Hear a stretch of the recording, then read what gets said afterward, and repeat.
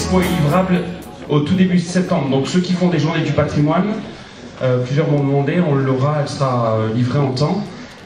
Puisque le travail on l'arrête autour du 15 juillet, que notre imprimeur n'est pas fermé cet été, donc on n'est pas...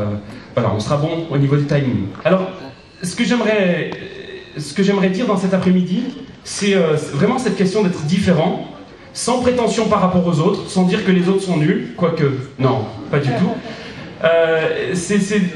Tout ce que je vais dire par rapport au terrain s'inscrit dans ce qui a été dit au niveau historique et sociologique et théologique, et je trouve vraiment important ce qui a déjà été dit. Alors, est-ce que vous voyez mon titre? Ah, intéressant. Est-ce que vous n'avez pas l'impression que des fois c'est un peu nul ça? On est différent, mais c'est pas si visible que ça, c'est pas si évident. Pourtant on a les ingrédients, on a les valeurs pour être différent, mais c'est pas si évident que les autres le voient. Parce que peut-être qu'on n'ose pas assez, peut-être qu'on est dans une démarche un peu frileuse ou un peu retenue, ou peut-être on est dans un espèce de syndrome de minorité, je ne sais pas. En tout cas, il me semble que c'est beaucoup mieux quand on peut le voir plus clairement. Et tout de suite, ça se voit. Alors après, il peut y avoir des formes, il peut y avoir des mouvements, des couleurs différentes, ça et là. Mais en tout cas, être baptiste aujourd'hui, pour moi, ça a du sens. Ce n'est pas exclusif, et c'est pas parce que je suis baptiste que je m'enferme dans la fédération ou même dans l'identité baptiste. Loin de moi, je ne voudrais pas tomber dans ce piège-là. D'empêche que pour moi, ça a du sens. Et sur le terrain, ça a aussi un sens.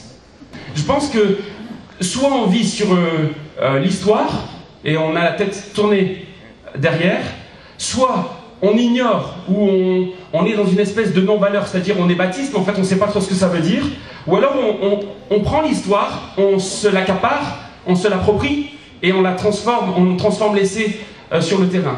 Et pour moi, c'est le défi qui est devant nous. Et je pense que la Fédération Baptiste, l'Association Baptiste, les indépendants baptistes et tous les autres baptistes de cette nation et d'ailleurs ont encore de l'avenir devant eux. Et encore faut-il qu'ils révisent peut-être leur identité. Il n'est pas question de réinventer les choses. Simplement peut-être de les reprendre, d'aller creuser dans nos sources, dans nos origines et voir ce qui peut nous inspirer. Dans cette expo qu'on vous présente, c'est pas simplement une expo historique, sociologique, c'est aussi des témoignages d'hommes et de femmes, de tous les continents, même s'il y a des continents qui sont un peu plus représentés que les autres, on a essayé d'équilibrer au maximum, mais dans cette expo, c'est aussi de se laisser inspirer par des hommes et des femmes qui ont agi concrètement dans leur terrain et qui ont payé la même facture que nous, si ce n'est pire. Nous avons la chance d'avoir un outil, je ne veux même pas parler de la fédération, je parle d'abord des valeurs baptistes. On a un outil dans nos mains qu'on peut utiliser. Et notre société, comme je le dis quelquefois de temps en temps en riant, on est un peu dans une société vintage. Vous savez ce que c'est le vintage? C'est utiliser quelque chose qui a des racines dans le passé, avec un look neuf ou une tendance neuve.